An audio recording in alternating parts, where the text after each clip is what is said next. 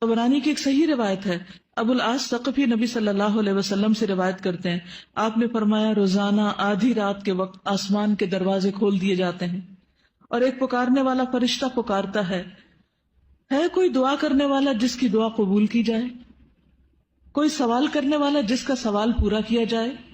کوئی مصیبت زدہ جو دعا کرے اور اس کی مصیبت دور کر دی جائے۔ یعنی آدھی رات کے بعد دعائیں قبول ہونے لگ جاتی ہیں۔ اللہ عز و جل ہر دعا کرنے والے مسلمان کی دعا قبول فرماتا ہے، سوائے زانیہ کے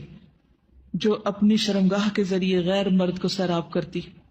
زانیہ عورت جو مرد کا دل بہلاتی ہے زنا کے ذریعے، اس کی دعا نہیں قبول ہوتی۔ پھر